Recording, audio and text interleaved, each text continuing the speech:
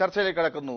Advocate V Rajesh, ഇപ്പോ യാക്കൂബ് മേമൻ തൂക്കിലേറ്റപ്പെട്ടു, തീവ്രവാദി ആണ് എന്നുള്ള കാര്യത്തിൽ യാതൊരു സംശയവുമില്ല, കുറ്റവാളി എന്നുള്ള നിലയ്ക്ക് ശിക്ഷ അനുഭവിക്കണം. പക്ഷേ ആ അർത്ഥത്തിൽ ഈ ശിക്ഷയിലേക്ക് യാക്കൂബ് മേമനെ കൊണ്ടുചെന്ന് എത്തിച്ച വഴികൾ പരിശോധിക്കുമ്പോൾ ജുഡീഷ്യറിയുടെ ആ ഒരു തീരുമാനത്തിലേക്ക് എത്തുന്നതിന് ആഗ്രഹിച്ചതുപോലെ എല്ലാ എക്സിക്യൂട്ടീവിന്റെ ഒരുക്കങ്ങളെല്ലാം പൂർത്തിയാക്കിക്കൊണ്ട് പെട്ടെന്ന് സർക്കാർ എല്ലാം ഒരുക്കി ഈ രീതിയിൽ ശിക്ഷ നടപ്പിലാക്കുമ്പോൾ എന്താണ് നൽകുന്ന സന്ദേശം?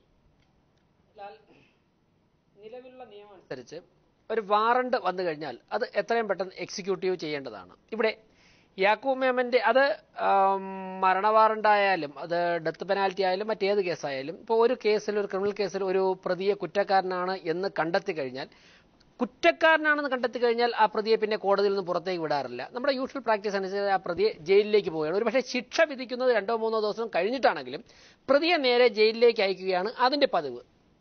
ഇവിടെ യാക്കൂബ് മേമന്റെ കേസിൽ സംഭവിച്ചത് എല്ലാ അവസരങ്ങളും ആ പ്രതിക്ക് നൽകി, മികച്ച അഭിഭാഷകർ ആ പ്രതിക്ക് വേണ്ടി എല്ലാ കോടതികളിലും ഹാജരായി, ഒടുവിൽ ദയാഹർജി നൽകി, വീണ്ടും ദയാഹർജി നൽകുവാനുള്ള അവസരം വന്നു. ഓപ്പൺ കോർട്ടിൽ, സുപ്രീം കോടതിയിൽ റിവ്യൂ പെറ്റീഷൻ, സാധാരണ റിവ്യൂ പെറ്റീഷൻ ഓപ്പൺ ബെഞ്ചിൽ കേൾക്കാറില്ല, ചേംബറിൽ വാദം പറയാനുള്ള അവസരം പോലുമില്ല, അത് വായിച്ചു നോക്കി ഉത്തരവിടുകയാണ് പതിവ്. ഇവിടെ പതിവ് തെറ്റിച്ചുകൊണ്ട് പുതിയൊരു നിയമം നിർമ്മിച്ചുകൊണ്ട് അത് ഓപ്പൺ കോർട്ടിൽ കേൾക്കുവാനുള്ള അവസരം നൽകി. അങ്ങനെയുള്ള അവസരങ്ങളൊക്കെ നൽകിയതിന് ശേഷമാണ് കോടതി ഈ തീരുമാനമെടുത്തിലെത്തിയിട്ടുള്ളത്. അങ്ങനെ കോടതി ഒരു തീരുമാനം എടുത്തു കഴിഞ്ഞാൽ സ്വാഭാവികമായിട്ടും ഗവൺമെന്റിൻ്റെതായ ജോലി ചെയ്യേണ്ടതായിട്ടുണ്ട്. ആ ജോലിയാണ് ഇവിടെ ഗവൺമെന്റ് ചെയ്യുന്നത്. ശ്രീ വി രാജേഷ്, ഗവൺമെന്റിന്റേതായ ജോലികൾ ചെയ്തു എന്ന് പറയുമ്പോഴും ഈ കാര്യത്തിൽ കഴിഞ്ഞ ദിവസം ഉണ്ടായ വാർത്തകൾ അങ്ങേക്ക് അറിയാം. അവസാനത്തെ 12 മണിക്കൂറിൽ എന്താണ് സംഭവിച്ചത് എന്നുള്ളത് അറിയാം. രാഷ്ട്രപതിയുടെ തീരുമാനം വൈകിയാൽ ഈ വധശിക്ഷ നടപ്പിലാക്കുക എന്നുള്ള തീരുമാനത്തിലേക്ക് രാവിലെ 7 മണിക്ക് പോകും എന്ന് രാഷ്ട്രപതിയെ സമ്മർദ്ദപ്പെടുത്തുന്നത് പോലെയുള്ള ചില പ്രഖ്യാപനങ്ങൾ വരെ ഉണ്ടായിട്ടുണ്ട് എക്സിക്യൂട്ടീവിന്റെ ഭാഗത്തു നിന്ന്. അപ്പൊ ആ കാര്യത്തിൽ എത്രമാത്രം തിടുക്കവും വ്യഗ്രതയുമാണ് സർക്കാർ കാണിച്ചത് എന്നുള്ളതാണ് മറ്റുള്ളവർക്ക് മുമ്പിലുള്ള ചോദ്യം. അതായത് ഈ കേസിലേക്ക് യാക്കൂബ് മേമനെ കൊണ്ടുവന്ന് എത്തിച്ച വഴികൾ കൂടി, അതിലേക്ക് പോയ മുംബൈ കലാപത്തിൽ പൊലിഞ്ഞ ജീവൻ, അതിനെ അന്വേഷിച്ച ശ്രീ രാമകൃഷ്ണ കമ്മീഷന്റെ റിപ്പോർട്ടിൽ പറഞ്ഞ പേരുകൾ, അതൊക്കെ അവിടെ നിൽക്കുമ്പോൾ എങ്ങനെയാണ് യാക്കൂബ് മേമൻ മുഖ്യ പ്രയോറിറ്റി ആകുന്നത്? അല്ല, ഈ റിപ്പോർട്ടിൽ കമ്മീഷൻ റിപ്പോർട്ടിൽ പറഞ്ഞ പേരുകളിലൊക്കെ ഞാൻ ഇപ്പോൾ വരുന്നില്ല. കാരണം അതൊക്കെ ട്രയൽ കോർട്ടിലും അപ്പീലേറ്റ് കോർട്ടിലും ഒക്കെ നടന്ന കാര്യങ്ങളാണ്. താങ്കൾ പറഞ്ഞ ഒരു പൊളിറ്റിക്കൽ പോയിന്റ് ഉണ്ട്, അതിലേക്ക് ഞാൻ വരാം.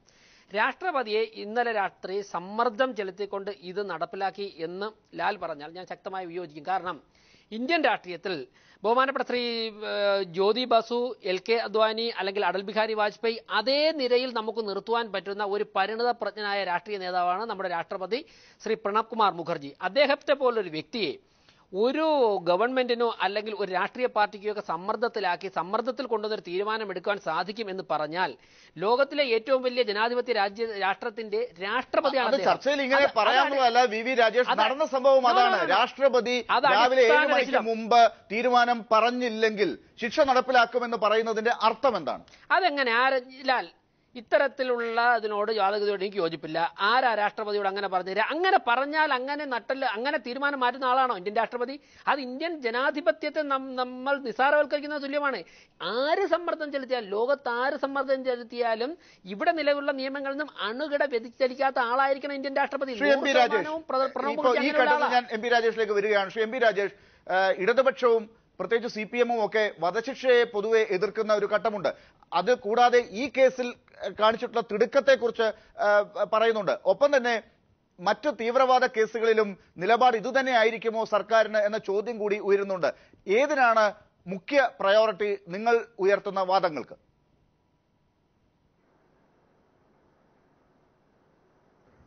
ഒന്നാമത്തെ കാര്യം, CPIM വധശിക്ഷയെ അംഗീകരിക്കുന്നില്ല എന്നുള്ളതാണ്. വധശിക്ഷ പാടില്ല എന്ന നിലപാട് 2013 തന്നെ പാർട്ടി സ്വീകരിക്കുകയുണ്ടായി. ലോ കമ്മീഷൻ ഇപ്പോൾ അതിനെ സംബന്ധിച്ച് ചർച്ച ചെയ്തുകൊണ്ടിരിക്കുകയാണ്.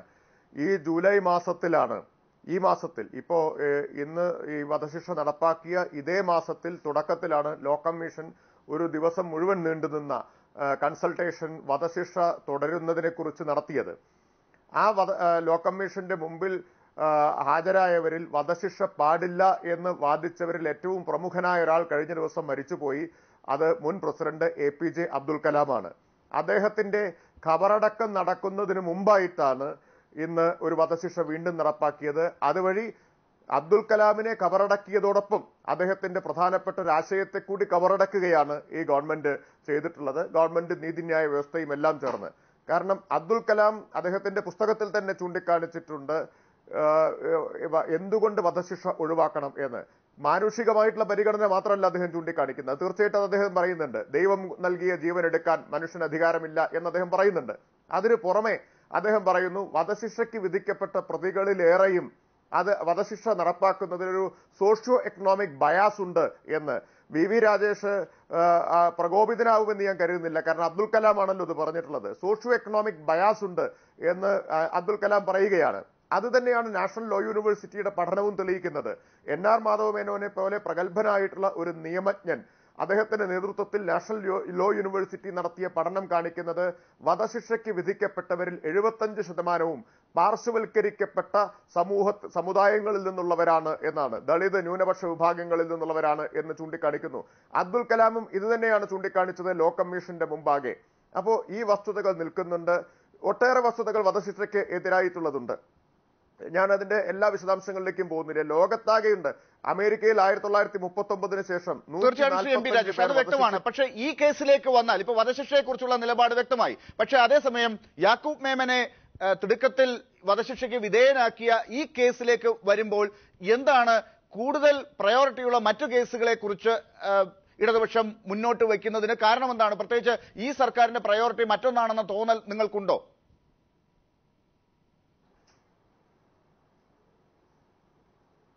ഇവിടെ ഇന്നത്തെ പ്രധാനപ്പെട്ട 3 പത്രങ്ങൾ എഴുതിയിട്ടുള്ള എഡിറ്റോറിയലുകൾ വളരെ പ്രധാനമാണ്.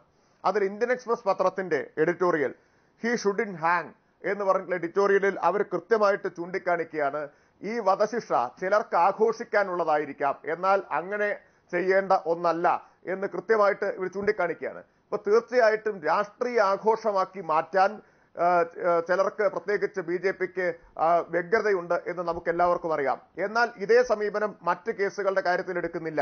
ഞങ്ങൾ പറയുന്നത് എല്ലാവരെയും തൂക്കിക്കൊല്ലണമെന്നല്ല, പക്ഷേ ചില കാര്യത്തിൽ സ്വീകരിക്കുന്ന സമീപനം എല്ലാ കാര്യത്തിലും ഉണ്ടാവുന്നില്ല എന്ന വസ്തുത തുറന്നു കാണിക്കാൻ മാത്രമാണ് ഞാൻ ആഗ്രഹിക്കുന്നത്. ഉദാഹരണം മായ കോഡ്നാനിയുടെ കേസ്. നരേന്ദ്രമോദിയുടെ മന്ത്രിസഭയിൽ അംഗമായിരുന്ന, ഗുജറാത്ത് കലാപത്തിന് ശേഷം നരേന്ദ്രമോദി മന്ത്രിസഭയിൽ ഉൾപ്പെടുത്തിയ മായ കോട്നാനി 97 പേർ കൂട്ടക്കൊല ചെയ്യപ്പെട്ട നരോദ പാട്യ കേസിൽ വധശിക്ഷയ്ക്ക് വിധിക്കപ്പെട്ടതാണ്. അത് പിന്നീട് വധശിക്ഷ ജീവപര്യന്തമാക്കി മാറ്റി എന്ന് മാത്രമല്ല, ആ മായ കോട്നാനിക്ക് ഇപ്പോ അസുഖത്തിന്റെ പേരിൽ അവർക്കെന്തോ മാനസിക അസ്വാസ്ഥ്യമുണ്ട് എന്നതിന്റെ പേരിൽ ജാമ്യം കൊടുത്തിരിക്കുകയാണ്. അവർ പുറത്താണുള്ളത്. രണ്ട് സമീപനത്തിന്റെ ഉദാഹരണം നമ്മുടെ മുമ്പിലില്ലേ? ബാബു ബജ്രംഗിയുടെ കേസിൽ വധശിക്ഷ കുറയ്ക്കുകയാണ് ചെയ്തത്. സംഘപരിവാറിന്റെ പ്രമുഖ നേതാവ്, ഗുജറാത്തിലെ കൂട്ടക്കൊല കേസിൽ വധശിക്ഷ വിധിക്കപ്പെട്ട ബാബു ബജ്രംഗിയുടെ കേസ്. മൂന്നാമത്തെ ഉദാഹരണം നമ്മുടെ മുമ്പിലുണ്ട്. മലേഗാവ്, സഞ്ജൗദ എക്സ്പ്രസ്, മെക്ക മസ്ജിദ് തുടങ്ങിയിട്ടുള്ള സ്ഫോടന, അജ്മീർ ദർഗ തുടങ്ങിയിട്ടുള്ള സ്ഫോടന പരമ്പരകൾ നടത്തിയിട്ടുള്ള ഹിന്ദു തീവ്രവാദ സംഘടനകളുണ്ട്, ഹിന്ദുത്വ തീവ്രവാദ സംഘടനകൾ. ആ സംഘടനകളിലെ ഭീകര പ്രവർത്തനത്തിൽ തീർച്ചയായിട്ടും എന്തായാലും ഇത് വ്യക്തമായി. ശ്രീ MP രാജേഷ്, വി രാജേഷിനോട് 3-4 ചോദ്യങ്ങളിലൂടെ ഞാൻ അത്രയും സമയം തന്നതാണ്. വി രാജേഷ് പരാതിപ്പെടേണ്ട. ശ്രീ MP രാജേഷിന് 2 ചോദ്യങ്ങൾ ചോദിച്ചുകൊണ്ട് അദ്ദേഹത്തിന് കുറച്ച് സമയം കൊടുത്തു. 2 പേരുടെയും പ്രയോറിറ്റി ഇവിടെ വ്യക്തമായി. അടുത്ത ഘട്ടത്തിൽ കൂടുതൽ സമയം എല്ലാത്തിനും കിട്ടുകയും ചെയ്യും. ഇപ്പോ നമുക്ക് പോകേണ്ടത് ഡോക്ടർ സെബാസ്റ്റ്യൻ പോളിലേക്ക്. ഡോക്ടർ സെബാസ്റ്റ്യൻ പോൾ, ഇവിടെ ഉയർന്നു വരുന്ന ഒരു കാര്യം, ഇപ്പോ ശ്രീ വി രാജേഷ് ഉയർത്തിയ ഒരു കാര്യമുണ്ട്. യാക്കൂബ് മേമന് നീതി ലഭിച്ചു. ഈ കേസിൽ വ്യക്തമായി എല്ലാ പ്രൊസീജിയറുകളും നടപ്പിലാക്കിക്കൊണ്ടാണ് വധശിക്ഷ നടപ്പിലാക്കിയത് എന്നാണ്. വധശിക്ഷ വേണോ വേണ്ടയോ എന്ന അക്കാദമിക് ചോദ്യം ആണ്. അത് വേണമെങ്കിൽ ചർച്ച ചെയ്യാമെന്ന് പറയുമ്പോഴും ആണ് ഈ രീതിയിൽ കാര്യങ്ങൾ നടന്നിട്ടുള്ളത്. എങ്ങനെയാണ് നിയമത്തിന്റെ കണ്ണിലൂടെ നടന്ന പ്രൊസീജിയറുകളെ താങ്കൾ നോക്കിക്കാണുന്നത്?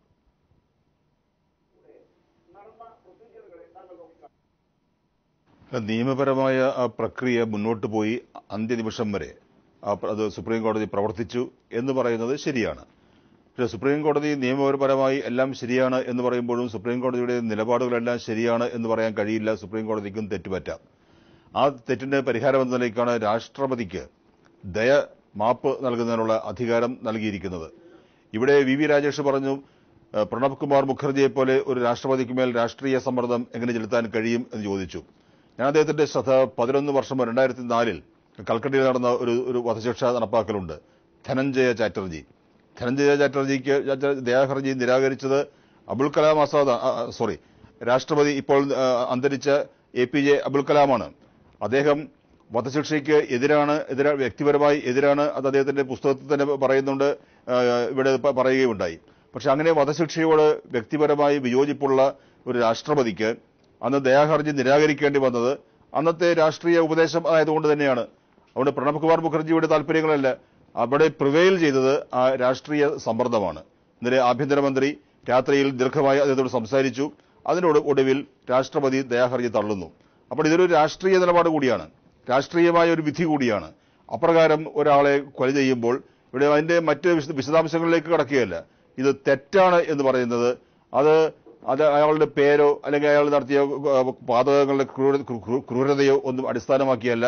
വധശിക്ഷ ശരിയല്ല, ഏത് സാഹചര്യത്തിലും ഒഴിവാക്കപ്പെടേണ്ടതായ ശിക്ഷ തന്നെയാണ് അത് എന്ന് ഇന്നിപ്പോൾ ലോകവ്യാപകമായി അംഗീകാരം നേടിക്കൊണ്ടിരിക്കുന്ന ഒരു നിലപാടിന്റെ അടിസ്ഥാനത്തിലാണ് ഇത് വിമർശിക്കപ്പെടുന്നത്. അഡ്വക്കേറ്റ് ഗോവിന്ദ് ഭരത്, ഏത് സാഹചര്യത്തിലാണ് ഈ കേസിൽ യാക്കൂബ് മേമൻ വധശിക്ഷയ്ക്ക് വിധിക്കപ്പെടേണ്ടത് തന്നെയാണ് എന്ന് താങ്കളെപ്പോലുള്ളവർ പറയുന്നത്? അതേസമയം വധശിക്ഷ പൊതുവെ അംഗീകരിക്കാൻ പറ്റാത്തതാണെന്ന അഭിപ്രായവും താങ്കളെപ്പോലുള്ളവർക്കുണ്ട്. പക്ഷേ എന്തുകൊണ്ട് ഈ കേസിൽ അത് താങ്കൾക്ക് കണ്ണടയ്ക്കാൻ സാധിക്കുന്നു?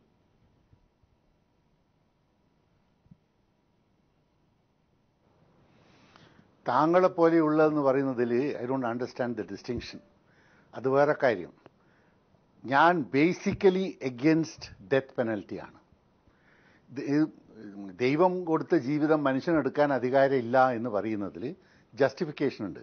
പക്ഷെ മനുഷ്യൻ ആ ജീവിതം എടുത്താലോ ആ മനുഷ്യൻ എങ്ങനെ നമ്മൾ പണിഷ് ചെയ്യുക? ഇതിൽ ഡെത്ത് സെൻറ്റൻസിൽ 2 ആസ്പെക്ട്സ് ഉണ്ട്. ഒരു ആസ്പെക്ട് എന്താണെന്ന് വെച്ചാൽ ക്രൈംസ് ഓഫ് പാഷൻ. ഇത് rarest of the rare cases നമുക്ക് സുപ്രീം കോടതി പറഞ്ഞിരിക്കുന്നത്. അതിൽ ഡെത്ത് സെൻറ്റൻസ് കൊടുക്കേണ്ട ആവശ്യമില്ല. എന്തുകൊണ്ട് വെച്ചാൽ ക്രിമിനലിനെ ജയിലിൽ നിന്ന് റിഫോം ചെയ്യാൻ പറ്റും. റിഫോർമേറ്റീവ് ആക്ഷൻ എടുത്താൽ ക്രിമിനലിനെ ജയിലിൽ നിന്ന് തന്നെ റിഫോം ചെയ്യാൻ പറ്റും. പക്ഷെ ഇതങ്ങനെയല്ല. നേഷനോടുള്ള crimes which will affect the future of the country, അങ്ങനെയുള്ള ക്രൈംസിൽ ലൈഫ് സെൻറ്റൻസ് ആക്കി കൊടുത്തിട്ടുണ്ടെങ്കിൽ നമ്മൾ ജയിൽ സിസ്റ്റം ഒരു പോറസ് സിസ്റ്റമാണ്. ആ ജയിലിൻ്റെ അകത്ത് നിന്നിട്ട് ഇവർക്ക് ഫ്യൂച്ചർ മാനിപ്പുലേഷൻസ് ചെയ്യാൻ പറ്റും എന്നുള്ളത് ഇന്ന് എല്ലാവർക്കും അറിയുന്ന കാര്യമാണ്. ബേസിക്കലി ഡെത്ത് സെൻറ്റൻസ് ഒരൊറ്റൊരു വിഷനിൽ കാണാൻ പാടില്ല. 2 ഡിഫറെൻറ്റ് വ്യൂസ് ആണ് ഈ ഡെത്ത് പെനൽറ്റിയെ പറ്റി. ഡെത്ത് പെനൽറ്റി സാധാരണ കേസസിൽ അവോയ്ഡ് ചെയ്യണം. ഡെത്ത് പെനൽറ്റി സാധാരണ നമ്മുടെ ഇന്ത്യൻ ക്രൈം എങ്ങനെയാണെന്ന് വെച്ചാൽ ക്രൈംസ് ഓഫ് പാഷനാണ്, അല്ലെങ്കിൽ ചെറിയ കുട്ടികളോടുള്ള ക്രൈംസ്. അതൊന്നും ഡെത്ത് സെൻറ്റൻസ് കൊടുത്താൽ ശരിയാവുന്നതല്ല. പക്ഷേ crime is against the nation. The crime is to upset. ഈ ക്രൈം എന്തിനാ ബോംബെ ക്രൈംസ് എന്തിനാ കണ്ടക്ട് ചെയ്തത്? നേഷന്റെ സ്റ്റെബിലിറ്റി അപ്സെറ്റ് ചെയ്യാനാണ്. ഈ നേഷൻ തന്നിലുള്ള കോൺഫിഡൻസ് അപ്സെറ്റ് ചെയ്യാനാണ്. അതിന് 257 ആളാണ് മരിച്ചത്. 600 ആളാണ് അതിൽ ഇഞ്ചേർഡ് ആയിട്ടുള്ളത്. ഈ 257 ആളിൽ ഒരു 4 ആളെങ്കിലും ഒരു ഫാമിലിയിൽ ഉണ്ടാവില്ലേ? 1000 ആൾക്കാരെയാണ് ആ ക്രൈം എഫക്ട് ചെയ്തിട്ടുള്ളത്. ഈ 600 ആൾക്കാർ ഒരു കൈയോ ഒരു കാലോ പോയി ഇന്നും ആൾക്കാർ ഹോസ്പിറ്റലിലാണ്. അതിലൊരു 2500-3000 ആൾ അതിൽ എഫക്റ്റഡ് ആയില്ലേ? ഇത് രണ്ടും കേടുന്നത് 2500 ആള് 3500 ആളെ കൊല്ലാൻ വേണ്ടിയിട്ട് പ്ലാൻ ചെയ്ത ഒരാൾക്ക് ഡെത്ത് സെന്റൻസ് അല്ലാതെ വേറെ എന്ത് സെന്റൻസ് ആണ് കൊടുക്കുക? തീർച്ചയായിട്ടും ഗോവിന്ദ് ഭരത്, പക്ഷെ അങ്ങനെയുള്ള കണക്കിലേക്ക് പോയാൽ നേരത്തെ മുംബൈ കലാപത്തിന്റെ കാര്യത്തിലൊക്കെ നമ്മൾ കണക്കന്വേഷിച്ചു പോയാൽ അവിടെ പൊലിഞ്ഞത് 2000-ഓളം ജീവനാണെങ്കിൽ ആകെ അഫക്ട് ചെയ്യപ്പെട്ടവരുടെ എണ്ണം വീണ്ടും 10,000-ലേക്കോ അതിലപ്പുറത്തേക്കോ പോകും. ഈ കണക്ക് വെച്ച് കാൽക്കുലേറ്റ് ചെയ്താൽ ഞാൻ തിരിച്ചു വരാം അഡ്വക്കേറ്റ് ഗോവിന്ദ് ഭരതിലേക്ക്. ശ്രീ വി രാജേഷ്, ചോദ്യം അതാണ് ആദ്യഘട്ടം കഴിയുമ്പോൾ വരുന്നത്.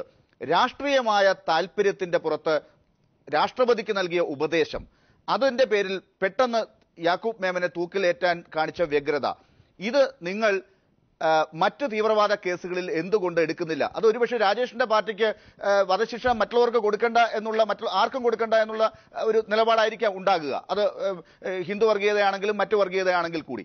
പക്ഷേ ഇവിടെ ഉയർന്ന ചോദ്യം അതാണ്, എന്തുകൊണ്ട് നിങ്ങളിപ്പോൾ കാണിച്ച മാതൃക മറ്റുള്ള കേസുകളിൽ കാണിക്കുന്നില്ല? അവിടെ ചൂണ്ടിക്കാട്ടിയ മായ കൊട്നാനിയുടെ പേരുണ്ട്, അമിത്ഷായുടെ പേര് പറഞ്ഞില്ല, അതുണ്ടാകാം. നരോദ പാട്ടീൽ ഉള്ള മറ്റു പേരുകൾ, അതല്ലെങ്കിൽ ബാബു ബജ്രംഗിയുടെ പേര് പറഞ്ഞു. ഇങ്ങനെയുള്ള പേരുകൾക്ക് എന്തുകൊണ്ട് ഈ പ്ലാറ്റ്ഫോമിലേക്ക് ഉയരാനുള്ള അവസരം പോലും നിങ്ങൾ കൊടുക്കുന്നില്ല? ഡോക്ടർ സെബാസ്റ്റ്യൻ പോൾ അദ്ദേഹം പറഞ്ഞതിൽ ലാലിന്റെ ചോദ്യത്തിന്റെ ആദ്യവും തമ്മിൽ കണക്ട് ചെയ്യാൻ സംസാരിക്കുക. അദ്ദേഹം പറഞ്ഞ ഒന്ന്, ഇന്നലെ രാത്രിയിൽ ആഭ്യന്തര വകുപ്പ് മന്ത്രി ശ്രീ രാജ്നാഥ് സിംഗും പ്രണബ് മുഖർജിയും തമ്മിൽ നടന്ന കൂടിക്കാഴ്ചയുടെ ഒടുവിൽ അവസാനം വന്ന തീരുമാനം എന്നാണ് അദ്ദേഹം പറഞ്ഞത്. അത് തികച്ചും ഈ ചാനൽ കാണുന്ന എല്ലാവരിലും പലരും തെറ്റിദ്ധാരണ ഉണ്ടാക്കും. അദ്ദേഹം പറഞ്ഞത് ഞാൻ മനസ്സിലാക്കിയത്, രാജ്നാഥ് സിംഗ് പ്രണബ് മുഖർജിയെ കണ്ട് ഇങ്ങനെ ഒരു സമ്മർദ്ദം ചെലുത്തി അല്ലെങ്കിൽ എത്രയും പെട്ടെന്ന് തന്നെ നടത്തണം എന്നൊരു ഉപദേശം നടത്തി എന്നുള്ളൊരു വ്യാഖ്യാനമാണ്. സാധാരണ ഇന്ത്യൻ ഭരണഘടന അറിയാവുന്നവർക്ക് അറിയാം രാഷ്ട്രപതിക്ക് എന്ത് റോളാണുള്ളത്. ക്യാബിനറ്റിന്റെ ഉപദേശം കേട്ട് പ്രവർത്തിക്കുക എന്നൊരു റോൾ മാത്രമാണല്ലോ ദയാഹർജിയിൽ, അല്ലാതെ ചില ഡിസ്ക്രിപ്ഷൻ ഉള്ളപ്പോൾ കൂടി. ഞാൻ പൂർത്തിയാക്കട്ടെ സർ, ഞാൻ പൂർത്തിയാക്കട്ടെ. അത് അങ്ങനെ ഒരു സമ്മർദ്ദം ചെലുത്തി എന്നുള്ള ധാരണ ആർക്കെങ്കിലും ഉണ്ടെങ്കിൽ അത് തെറ്റിദ്ധാരണ പകർത്തുവാൻ വേണ്ടിയുള്ള അദ്ദേഹത്തിന്റെ വാദഗതിയാണ്. മറിച്ച് ഇന്ത്യ പോലുള്ള വളരെ കോംപ്ലിക്കേറ്റഡ് ആയിട്ടുള്ള ഒരു രാഷ്ട്രീയ സംവിധാനം നിലനിൽക്കുന്ന രാജ്യത്ത് ഇത്തരത്തോളം സെൻസിറ്റീവ് ആയിട്ടുള്ള ഒരു വിധി നടപ്പിലാക്കുമ്പോൾ ഉണ്ടാകാവുന്ന ആഫ്റ്റർ എഫക്ട്സ് ഉണ്ട്. അതിനെക്കുറിച്ച് ചർച്ച ചെയ്യുക എന്നുള്ളതായിരിക്കാം രാജ്നാഥ് സിംഗും പ്രണബ് മുഖർജിയും തമ്മിലുള്ള കൂടിക്കാഴ്ചയുടെ രാഷ്ട്രീയ സമ്മർദ്ദം നടത്തി എന്നുള്ളത് താങ്കളുടെ ഊഹം. താങ്കളുടെ ഊഹം ശരിയാവണമെന്നില്ലല്ലോ. എന്റെ ഊഹം ആണെന്ന് താങ്കൾ പറയുമ്പോൾ ഡോക്ടർ സെബാസ്റ്റ്യൻ പോളിന്റെയും താങ്കളുടെയും ഊഹമാണ് രാജ്നാഥ് സിംഗ് സമ്മർദ്ദം ചെലുത്തി എന്നുള്ളത്. ഞാനൊരു കാര്യം ചോദിക്കട്ടെ, അങ്ങനെ അഭിഭാഷകൻ കൂടിയാണ്. ഏതെങ്കിലും കാരണവശാൽ രാഷ്ട്രപതി ഇന്ന് രാവിലെ 7 മണിവരെ ഈ ഉപദേശം നൽകിയില്ല, അത് വൈകിച്ചു പോയിരുന്നു എങ്കിൽ എന്ത് സംഭവിക്കുമായിരുന്നു? ആ നിയമപരമായ പരിജ്ഞാനം ഉപയോഗിച്ച് താങ്കൾ എന്താണ് പറയുക? അല്ല, ഗവൺമെന്റ് തീരുമാനമെടുക്കും. ഗവൺമെന്റിന് രാഷ്ട്രപതി സമ്മതിച്ചില്ല എന്നുണ്ടെങ്കിൽ സ്വാഭാവികമായും ഗവൺമെന്റ് ചെയ്യാൻ സാധിക്കില്ല. ഗവൺമെന്റ് നീട്ടിവെക്കേണ്ടി വരും. രാഷ്ട്രപതിയുടെ അനുവാദം കിട്ടിയാൽ മാത്രമല്ല ഗവൺമെന്റ് ഇക്കാര്യത്തിൽ മുന്നോട്ട് പോകാൻ സാധിക്കുകയുള്ളൂ. ഇത് ഈ രാഷ്ട്രപതിയിൽ നിന്ന് അനുവാദം കിട്ടിയില്ലായിരുന്നുവെങ്കിൽ ഗവൺമെന്റ് പൊളിറ്റിക്കൽ ഡിസിഷനുമായി മുമ്പോട്ട് പോകും. ഈ കേസ് നീണ്ടുപോകും. സുപ്രീം കോടതി ഇന്നലെ രാത്രി വിചാരണ നടന്നപ്പോൾ തന്നെ പല കാര്യങ്ങളും പറഞ്ഞു. ഞാൻ അക്കാര്യങ്ങളിൽ കടക്കുന്നില്ല, കാര്യം മറ്റു 2-3 പോയിന്റുകൾ മറുപടി പറയാനുണ്ട്. വേറൊന്ന് താങ്കൾ ചോദിച്ചതും രാജേഷ് ചോദിച്ചതുമായിട്ടുള്ള കണക്ട് ചെയ്ത് പറയേണ്ട കാര്യങ്ങളാണ്. എന്തുകൊണ്ട് മറ്റുള്ള കേസുകളിൽ ഇത്തിടുക്കം കാണിക്കില്ല? ഞാൻ ചോദിക്കുന്നു, ഈ ഗവൺമെന്റ് അധികാരത്തിൽ വന്നതിന് ശേഷം സുപ്രീം കോടതിയുടെ ഭാഗത്തുനിന്നും ഇത്തരത്തിലുള്ള തീരുമാനം വന്ന വിധി വന്ന ഏതെങ്കിലും കേസിൽ നിയമം നടപ്പിലാക്കാത്ത കേസുണ്ടോ? ഇനി അല്ല ഞാൻ കംപ്ലീറ്റ് ചെയ്തോട്ടെ. മായ കോട്നാനിയുടെയും അതുപോലെ തന്നെ മറ്റുള്ള ബാബു ബജറംഗ് ഇത് ഉൾപ്പെടെ ഉള്ളവരുടെ കാര്യം, രാജേഷ്, ആ ശിക്ഷ വിധിച്ചതും ആ ശിക്ഷ ഇളവ് ചെയ്തു കൊടുത്തതും കോടതിയാ, ഗവൺമെന്റ് അല്ല. മറ്റൊന്ന് സംശോധ എക്സ്പ്രസ്, അതുപോലെ നിങ്ങൾ പറയാൻ പോകുന്ന ഹിന്ദു അവിടെ വി രാജേഷ്, ഞാൻ രാജേഷിന് വേണ്ടി രാജേഷിലേക്ക് പോകുന്നതിന് മുമ്പ് ഞാൻ ഒന്ന് ഇടപെട്ട് പറയാം. ആ കേസിൽ കോടതിയാണ് പ്രതികളായി ആരോപിക്കപ്പെട്ടവർക്ക് ഇളവുകൾ കൊടുത്തതെങ്കിൽ അത് കീഴ്ക്കോടതികളാണ്. അവിടെ അപ്പീൽ പോയി അതിനെ മുകളിലേക്ക് കൊണ്ടുവരാനും സുപ്രീം കോടതിയിൽ ഇതുപോലെ തിടുക്കം കാണിച്ച് അഡ്വക്കേറ്റ് ജനറലെ കൊണ്ട് പറയിക്കാനും എന്തുകൊണ്ട് സർക്കാർ ആ വ്യഗ്രത ഈ കേസിൽ കാണിച്ചതുപോലെ കാണിച്ചില്ല? ഈ കേസിൽ കാണിച്ചതുപോലുള്ള നിലപാടുകൾ എല്ലാ കേസുകളിലും ഗവൺമെന്റ് എടുക്കുന്നുണ്ട്. ഈ ഗവൺമെന്റ് അധികാരത്തിൽ വന്നതിന് ശേഷം ഈ കേസിൽ ഒരു തിടുക്കവും കാണിച്ചിട്ടില്ല. 23 വർഷം കൊണ്ട് നടക്കുന്ന കേസായത് ഈ ഗവൺമെന്റ് ഇന്ന് തിടുക്കമായ കേസിൽ കാണിച്ചത്. മറ്റുള്ള സംശോധന എക്സ്പ്രസ് കേസ് ഉൾപ്പെടെയുള്ള സ്ഫോടനം ഉൾപ്പെടെയുള്ള കാര്യങ്ങൾ രാജേഷ് പറഞ്ഞു. ഈ ഗവൺമെന്റ് 1 വർഷമായല്ലോ രാജേഷ് വന്നിട്ട്. നിങ്ങളുടെ പാർട്ടി ഉൾപ്പെടെയുള്ളവർ പിന്തുണച്ച ഗവൺമെന്റ് കഴിഞ്ഞ 10 വർഷം ഈ രാജ്യത്തുണ്ടായിരുന്നപ്പോൾ ആ കേസുകളിൽ എന്തുകൊണ്ട് അത് ചെയ്യിക്കാൻ വേണ്ടി നിങ്ങൾക്ക് സാധിച്ചില്ല? അതിനർത്ഥം അതിൽ പലതും കള്ളക്കേസായിരുന്നു. അന്ന് BJP ആയിരുന്നല്ലോ ഗവൺമെന്റ്. മാത്രവുമല്ല, ജുഡീഷ്യറിയെ സ്വാധീനിക്കാൻ ഞങ്ങൾക്ക് സാധിക്കുമെങ്കിൽ നിങ്ങൾക്ക് വന്ന് സാധിക്കുമായിരുന്നല്ലോ. പക്ഷേ രാജേഷ് ചൂണ്ടിക്കാട്ടിയത് അന്ന് ഗുജറാത്തിലെ ഗവൺമെന്റിൽ ഉണ്ടായിരുന്ന അംഗങ്ങൾക്ക് ഉണ്ടായ പ്രശ്നങ്ങളാണ്. മായ കോട്നാനിയെ അതാണ് സൂചിപ്പിച്ചത്. അവരെ എന്തുകൊണ്ട് ആ കേസിൽ ജീവപര്യന്തത്തിൽ ഒതുക്കി നിർത്തി വധശിക്ഷയ്ക്ക് വേണ്ടി പ്രോസിക്യൂഷൻ വാദിച്ചില്ല, അപ്പീൽ കൊടുത്തില്ല? പ്രോസിക്യൂഷൻ വധശിക്ഷയ്ക്ക് വേണ്ടി വാദിച്ചില്ലെന്ന് ആരാ പറഞ്ഞത്? അന്നത്തെ ഏറ്റവും വലിയ ചർച്ച എന്തായിരുന്നു? ഗവൺമെന്റ് അവർക്കെതിരെ വാദിച്ചു എന്നുള്ളത് അന്ന് നടന്ന ചർച്ച. അത് ലാൽ പറയുന്ന അടിസ്ഥാനരഹിതമായിട്ടുള്ള വാദമാണ്. മറ്റൊന്ന്, രാജേഷ് പറഞ്ഞ ഒരു കാര്യത്തിനോട് ഞാൻ മറുപടി പറയേണ്ടതായിട്ടുള്ളൂ. വധശിക്ഷയ്ക്ക് ഞങ്ങൾ എതിരാണെന്നാ പറഞ്ഞത്. അപ്പോൾ രാജേഷ് രാഷ്ട്രീയം പറയുന്നതുകൊണ്ടാണ് ഞാൻ പറയുന്നത്. MP രാജേഷ് അതിനൊരു മറുപടി, ഇപ്പൊ VV രാജേഷ് പറഞ്ഞ കാര്യങ്ങൾക്കൊരു മറുപടി. അല്ല, ഒന്ന്, VV രാജേഷ് വളരെ സമർത്ഥമായിട്ട് തെറ്റിദ്ധരിപ്പിക്കുകയാണ്. മായ കോട്നാനിയുടെ കേസിൽ വധശിക്ഷയ്ക്ക് വേണ്ടി അപ്പീൽ പോകും എന്ന് ലോക്സഭാ തെരഞ്ഞെടുപ്പിന് മുമ്പ് ഗുജറാത്ത് സർക്കാർ പറഞ്ഞു. എന്നാൽ പോയില്ല. അതാണ് വസ്തുത. മാത്രമല്ല, വധശിക്ഷ ആവശ്യപ്പെടരുത് എന്ന് നിർദ്ദേശം കൊടുത്തതായിട്ട് മാധ്യമ വാർത്തയും വന്നു. അത് പോട്ടെ, നമുക്കത് മാറ്റിവെക്കാം. പക്ഷേ ലോക്സഭാ തെരഞ്ഞെടുപ്പിന് മുമ്പെടുത്ത നിലപാട് പിന്നീട് ലോക്സഭാ തെരഞ്ഞെടുപ്പ് കഴിഞ്ഞപ്പോൾ മാറ്റി. ലോക്സഭാ തെരഞ്ഞെടുപ്പിന് മുമ്പ് എടുത്തത് മോഡി ലോക്സഭാ തെരഞ്ഞെടുപ്പിൽ പ്രധാനമന്ത്രി സ്ഥാനാർത്ഥി എന്ന നിലയിൽ പൊതു സ്വീകാര്യത ഉണ്ടാക്കാൻ വേണ്ടിയിട്ടാണ് നിലപാടെടുത്തത്. അതിനുശേഷം മാറ്റിയെന്ന് മാത്രമല്ല, മായ കോട്നാനി 97 പേരെ കൂട്ടക്കൊല ചെയ്ത അതിൽ 35 പേർ സ്ത്രീകളും 36 പേർ കുട്ടികളുമാണ് കൂട്ടക്കൊല ചെയ്യപ്പെട്ടത്. മായ കോട്നാനി പുറത്തിറങ്ങി നടക്കുകയാണിപ്പോ. അതും ഇല്ല എന്ന് VV രാജേഷ് പറയോ? അവര് പുറത്താണുള്ളത്. മനോരോഗമാണ് പോലും. 97 പേരെ കൊല്ലുമ്പോ ഒരു മനോരോഗം ഉണ്ടായിരുന്നില്ല. അപ്പോ ആ മായ കോട്നാനിയുടെ കാര്യത്തിൽ മറ്റൊരു നീതിയാണ് സ്വീകരിക്കുന്നത് എന്നത് ജാമ്യം കൊടുത്തത് ഗവൺമെന്റ് ആണോ കോടതിയാണോ? മായാക്കോടിനാണെങ്കിൽ ജാമ്യം കൊടുത്ത ഗവൺമെന്റ് ആണോ കോടതിയാണോ? താങ്കളും അഭിഭാഷകനാണല്ലോ, താങ്കൾക്കറിയാമല്ലോ ഗവൺമെന്റ് ജാമ്യം കൊടുക്കാൻ സാധിക്കില്ലല്ലോ. ഗവൺമെന്റ് എതിർത്തില്ല. എന്തുകൊണ്ട്?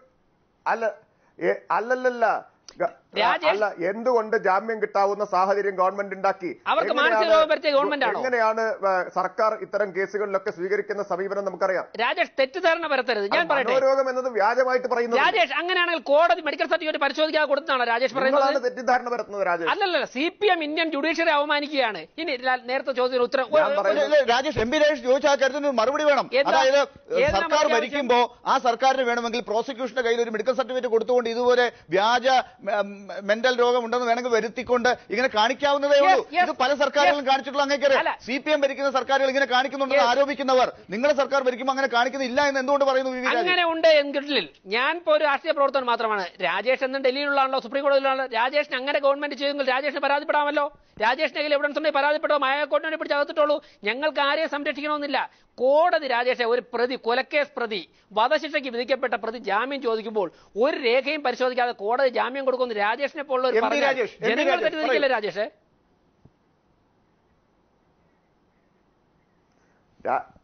VV രാജേഷ് ശബ്ദം കൂട്ടി ബഹളം വെച്ചതുകൊണ്ട് കാര്യമില്ല. നമ്മൾ യാഥാർത്ഥ്യമായിട്ട് കാണണം. 97 പേർ കൂട്ടക്കൊല ചെയ്യപ്പെട്ട കേസിലെ മന്ത്രിയായിരുന്ന വധശിക്ഷയ്ക്ക് വിധിക്കപ്പെട്ടയാളുടെ വധശിക്ഷ കുറച്ചു കൊടുത്ത എന്ന് മാത്രമല്ല, ആ വധശിക്ഷ രാജേഷ് തന്നെ ഇവിടെ വാചാലമായിട്ട് പറഞ്ഞു, ശിക്ഷിക്കപ്പെട്ടാൽ പിന്നെ പുറത്തു വിടില്ല, ജയിലിലേക്ക് പോകും. ശിക്ഷിക്കപ്പെട്ടയാൾ ഇപ്പൊ പുറത്ത് നടക്കുകയാണ് ഗുജറാത്തിൽ. അമിത്ഷായുടെ സ്ഥിതി നമുക്ക് എല്ലാവർക്കും അറിയാം. അമിത്ഷാ എന്തുകൊണ്ട് കോടതിയിൽ നേരിട്ട് ഹാജരാകുന്നില്ല എന്ന് ചോദിച്ച CBI ജഡ്ജ് ആ ചോദിച്ചതേ ഓർമ്മയുള്ളൂ, പിന്നെ അവിടെ ഇരുന്നിട്ടില്ല എന്ന് നമുക്ക് എല്ലാവർക്കും അറിയാം. സ്ഥലം മാറ്റിയത് എങ്ങനെയാണെന്ന്. അപ്പൊ എങ്ങനെയാണ് ജുഡീഷ്യറിയെ കൈകാര്യം ചെയ്യുന്നതെന്നും രാജേഷ് പറഞ്ഞാൽ ഇങ്ങനെ ഒരുപാട് കാര്യങ്ങൾ പറയാനുണ്ട്. ഇന്ദിരാഗാന്ധി എങ്ങനെയാണോ അടിയന്തരാവസ്ഥ കാലത്ത് കൈകാര്യം ചെയ്തത് അതിന്റെ തനി പകർപ്പല്ലേ ഇപ്പൊ നടന്നുകൊണ്ടിരിക്കുന്നത്. മുംബൈയിലെ CBIയുടെ സ്പെഷ്യൽ കോടതി ജഡ്ജിയുടെ അനുഭവം എല്ലാവർക്കും അറിയാമല്ലോ, എങ്ങനെയാണ് സ്ഥലം മാറ്റപ്പെട്ടത് എന്നുള്ളത്. അപ്പൊ അതുകൊണ്ട് ഈ വസ്തുതകളെല്ലാം മുമ്പിലുണ്ട്. ചിലപ്പോൾ അസ്വസ്ഥത ഉണ്ടാക്കുന്ന വസ്തുതയായിരിക്കും, പക്ഷെ ആ വസ്തുതകൾ എല്ലാം അതുകൊണ്ട് അദ്ദേഹം ഇപ്പൊ ഒന്ന് ഇടപെടാൻ ആഗ്രഹിക്കുന്നു. ഒന്ന് കേൾക്കുക. അല്ല, രാജേഷ് ഇത് ആർക്ക് വേണ്ടിയാ വാദിക്കുന്നത്? രാജേഷ്, അങ്ങനെയൊക്കെ ഞങ്ങൾ സ്ഥലം മാറ്റി പൊളിറ്റിക്കൽ പവർ ഉപയോഗിച്ച് സ്ഥലം മാറ്റിയാണെങ്കിൽ സുപ്രീം കോടതി ഇവിടെ എന്തിനായിരിക്കുന്നത്? എന്തായാലും ഇവിടെ ഉള്ള നിയമവ്യവസ്ഥയിൽ വിശ്വസിച്ചല്ലേ പറ്റുള്ളൂ. BJP ഗവൺമെന്റ് അങ്ങനെ എന്തെങ്കിലും ചെയ്യുന്നതിന്റെ രേഖാമൂലം നിങ്ങൾക്കുണ്ടെങ്കിൽ, നിങ്ങൾക്ക് അങ്ങനെയുള്ള സംശയമുണ്ടെങ്കിൽ നിങ്ങൾ സുപ്രീം കോടതി മുമ്പാകെ പരാതിപ്പെടാമല്ലോ നിങ്ങൾക്ക്. ഇനി താങ്കൾ ആദ്യം പറഞ്ഞൊരു കാര്യത്തിലേക്ക് എനിക്ക് വരേണ്ടതായിട്ടുണ്ട്. അതായത് വധശിക്ഷയ്ക്ക് ഞങ്ങൾ ബേസിക്കലി എതിരാണ്. നിങ്ങളുടെ പാർട്ടിക്ക് വധശിക്ഷ നടപ്പിലാക്കാം. പാർട്ടിയിൽ ഗ്രൂപ്പിസമുള്ള TP ചന്ദ്രശേഖരൻ നിങ്ങൾക്ക് വെട്ടിക്കൊല്ലപ്പെടില്ല.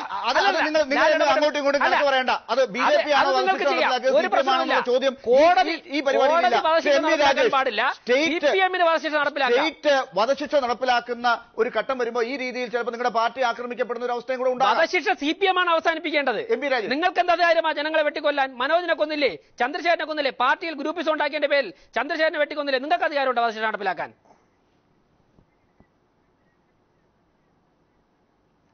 വളരെ ഗൗരവമുള്ള യുക്തിഭദ്രമായിട്ട് ചർച്ച ചെയ്യേണ്ട ഒരു കാര്യത്തെ ഒരു വെറും തെരുവ് ചർച്ചയുടെ നിലവാരത്തിലേക്ക് അധപ്പതിപ്പിക്കാൻ VV രാജേഷ് ശ്രമിച്ചാൽ ഞാനതിന് താല്പര്യപ്പെടുന്നില്ല.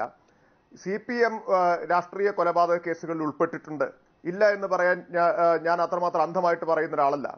CPMന്റെ പ്രവർത്തകർ ഉൾപ്പെട്ടിട്ടുണ്ട്. ഏറ്റവും കൂടുതൽ രാഷ്ട്രീയ കൊലപാതകത്തിന് ഇരയായിട്ടുള്ളതും CPIMന്റെ പ്രവർത്തകരാണ്. RSSകാർ പിന്നെ ഗാന്ധിമാർഗം സ്വീകരിക്കുന്നവരാണെന്ന് നമുക്ക് എല്ലാവർക്കും അറിയാലോ. ഇന്ന് വരെ ഒരു കോഴിയെ പോലും കൊന്നിട്ടില്ലാത്ത പഞ്ചപാവങ്ങളുടെ പ്രതിനിധിയാണല്ലോ VV രാജേഷ് വിട്ടിരിക്കുന്നത്. എത്ര കൂട്ടക്കൊല, ഗുജറാത്ത് ഉൾപ്പെടെ കണ്ണൂരിൽ, കേരളത്തിലൊക്കെ എത്ര രാഷ്ട്രീയ കൊലപാതകങ്ങൾക്കും കൂട്ടക്കൊലപാതകങ്ങൾക്ക് നേതൃത്വം കൊടുത്തിട്ടുണ്ട്. എല്ലാ പാർട്ടികളും രാഷ്ട്രീയ കൊലപാതകങ്ങളിൽ പങ്കാളികളാണ്. അത് അവസാനിപ്പിക്കണം എന്നാണ് പറയുന്നതെങ്കിൽ ഞാൻ അംഗീകരിക്കുന്നു. നമ്മളെല്ലാവരും അത് ആലോചിക്കേണ്ടതാണ്, അവസാനിപ്പിക്കേണ്ടതാണ്. അത് വേറൊരു വിഷയം. VV രാജേഷ്, ദയവ് ചെയ്ത് ഇതുപോലൊരു ഗൗരവപ്പെട്ട വിഷയത്തെ ഇത്ര ബാലിശമായി, കുട്ടികളെക്കാൾ ബാലിശമായിട്ടുള്ള നിലയിലേക്ക് ഇത്തരമൊരു വിഷയത്തെ കൂട്ടിക്കുഴയ്ക്കരുത്. അത് നമുക്ക് വേറെ ഇഷ്ടം പോലെ നമ്മൾ തർക്കിച്ചിട്ടുള്ള കാര്യങ്ങളാണല്ലോ. അത് ഇവിടെ വധശിക്ഷ എന്ന ഇതിനോടുള്ള ഒരു നിലപാട് CPIM പ്രഖ്യാപിച്ചിരിക്കുകയാണ്. ലോ കമ്മീഷന്റെ ചർച്ചകളുടെ കൂടി പശ്ചാത്തലത്തിലാണ് ലോ കമ്മീഷന്റെ മുമ്പിൽ CPIM ഞങ്ങളുടെ നിലപാട് വ്യക്തമാക്കിയിട്ടുള്ളത്.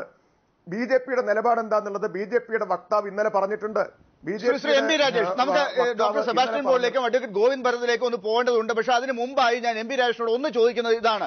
ഇപ്പൊ VV രാജേഷും അതിനൊരു മറുപടി പറയും. നമുക്ക് ഈ ഘട്ടത്തിൽ ഒരു ബ്രേക്കിലേക്ക് പോകുന്നതിന് മുമ്പുള്ള ഒരു ചോദ്യമാണ്. പക്ഷേ അതായത് ഇതിനെ BJP താല്പര്യപ്പെടുക ഒരു പക്ഷേ ഈ ഘട്ടത്തിൽ വധശിക്ഷയെ എതിർക്കുന്ന ഒരു പാർട്ടിയായി CPM-നെ മുദ്രകുത്തി അവതരിപ്പിച്ചുകൊണ്ട് ഈ കാര്യത്തിൽ യാക്കൂബ് മേമൻ ചെയ്ത കുറ്റത്തെ അല്ലെങ്കിൽ ആ വിഭാഗത്തിൽ നിന്ന് വന്ന കുറ്റങ്ങളെയൊക്കെ ന്യായീകരിച്ചുകൊണ്ട് നിൽക്കുന്ന ഒരു പാർട്ടി, ഒരു പ്രസ്ഥാനമായി CPM-നെ അവതരിപ്പിക്കാനും ആ രീതിയിൽ ചർച്ചകളിലൂടെ ഒരുപക്ഷെ CPM-ഓ ഇടതുപക്ഷമോ ആ ഭാഗത്താണ് നിൽക്കുന്നതെന്ന് കാണിക്കാനോ ആയിരിക്കാം VV രാജേഷിന് ഒരുപക്ഷെ താല്പര്യം. അത് എതിർക്കുമോ എന്നുള്ളത് നമുക്ക് കാണാം.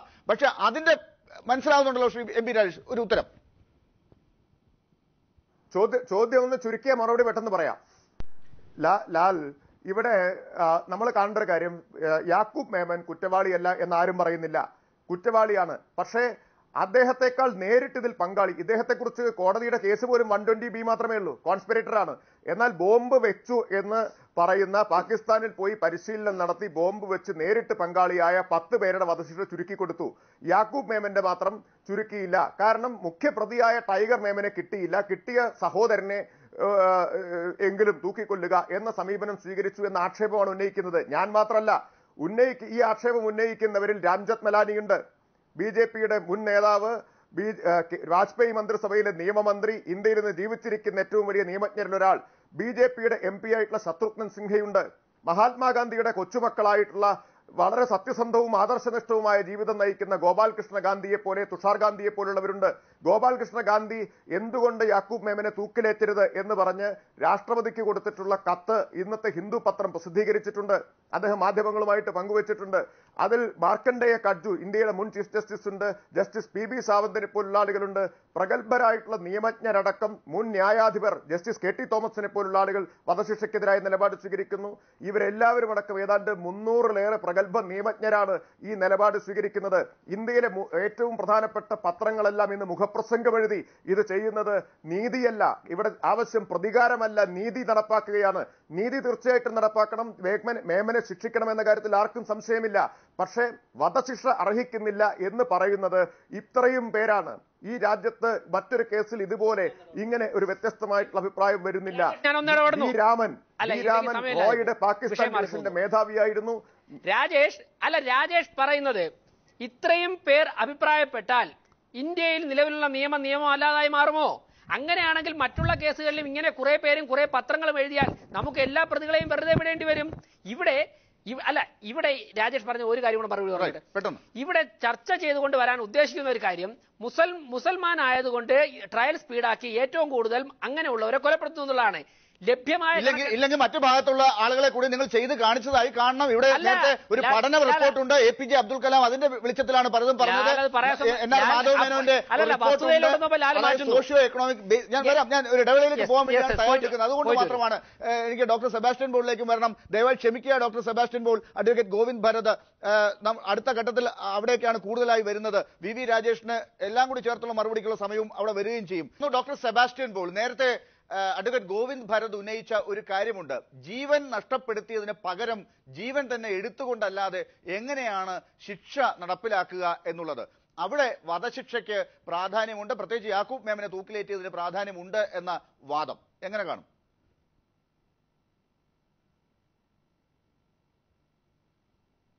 ഗോവിന്ദ് ഭരതൻ വളരെ നൂറ്റാണ്ടുകൾക്ക് പിന്നിൽ ആണ് ഇപ്പോഴും ചിന്തിക്കുന്നത്. പഴയ ഹാമറാബിയുടെയും ഡ്രാക്കോയുടെയും ഒക്കെ ഒരു കാലമുണ്ട്. അന്ന് ശിക്ഷ എന്നത് പ്രതികാരമായിരുന്നു. ആദ്യം വ്യക്തികളുടെ പ്രതികാരം, പിന്നീട് സമൂഹത്തിന്റെ പ്രതികാരം, അതാണ് പിന്നീട് രാഷ്ട്രം ഏറ്റെടുത്തത്. അപ്രകാരം ശിക്ഷ എന്നത് പ്രതികാരത്തിന് വേണ്ടി ചെയ്യുന്നതല്ല. അതിന് മറ്റു പല സിദ്ധാന്തങ്ങളും ആധുനിക കാലത്ത് പ്രാബല്യത്തിൽ വന്നിട്ടുണ്ട്. വധശിക്ഷ ആവശ്യമില്ല. വധശിക്ഷ എന്നത് ആദ്യകാലം മുതലേ ഉള്ളതാണ്. അതുപോലെ പ്രാകൃതമായ ഒരു ശിക്ഷയാണ്. ആ ശിക്ഷ ആധുനിക ജനാധിപത്യ സമൂഹത്തിന് ചേർന്നതല്ല എന്ന ഒരു ചിന്ത അത് ലോകത്തിന്റെ പല ഭാഗങ്ങളിലും വന്നിട്ടുണ്ട്. യൂറോപ്യൻ യൂണിയൻ, എന്തിന് ബ്രിട്ടൻ വധശിക്ഷ നിർത്തലാക്കിയ രാജ്യമാണ്. അങ്ങനെ പല രാജ്യങ്ങളിലും ഉണ്ട്. അതിന്റെ കൂടി അടിസ്ഥാനത്തിലാണ് ഇന്ത്യയിലും ആ ചിന്ത വളരെ പ്രബലമായിരിക്കുന്നത്.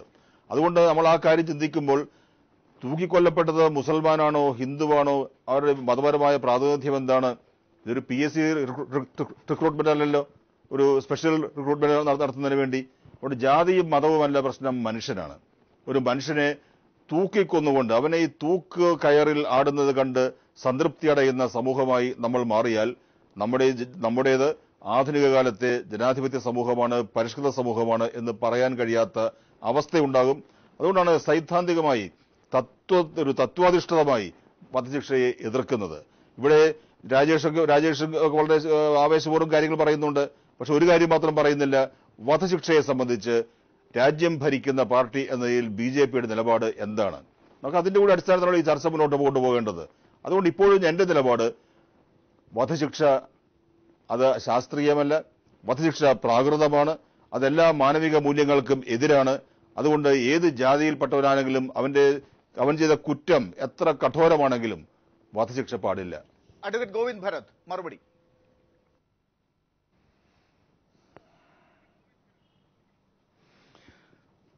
മിസ്റ്റർ ലാൽ, നിങ്ങൾ എൻ്റെ ബേസിക് സബ്മിഷൻ മിസ്റെപ്രസെന്റ് ചെയ്തുകൊണ്ടാണ് എൻ്റെ സുഹൃത്ത് സെബാസ്റ്റ്യൻ പോളിന് ഇങ്ങനെ ഒരു മിസ്അണ്ടർസ്റ്റാൻഡിങ് വരാൻ കാരണം. ഞാൻ പറഞ്ഞത് ലൈഫ് എടുത്താൽ അത് ലൈഫ് എടുക്കുകയല്ലാതെ എങ്ങനെയാണ് പണിഷ്മെന്റ് എന്നല്ല. അത് eye for an eye, tooth for a tooth എന്നുള്ള ആ വളരെ പഴയ സിസ്റ്റമായിട്ടുള്ള പണിഷ്മെന്റിന്റെ ബേസിസാണ് ഞാൻ പറഞ്ഞത്. ഡെത്ത് സെന്റൻസിന്റെ എഗൻസ്റ്റ് ആണ് ഞാൻ.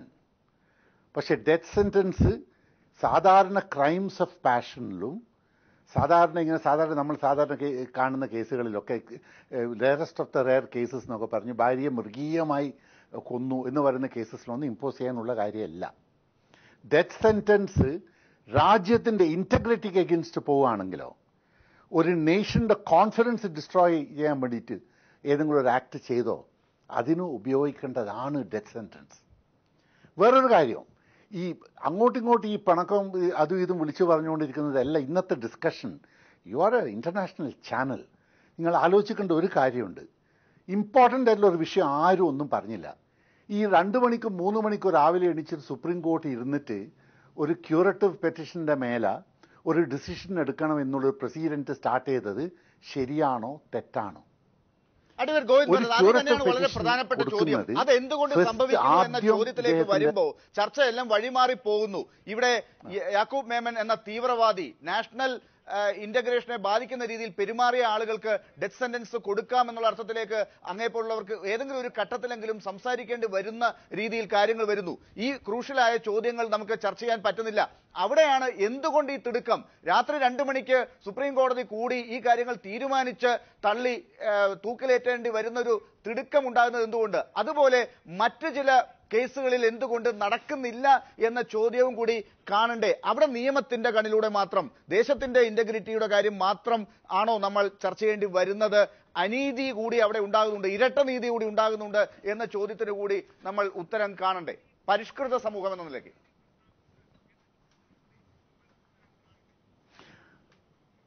ഞാൻ പ്രത്യേകം പറഞ്ഞുകൊണ്ടിരുന്ന അതാണ്.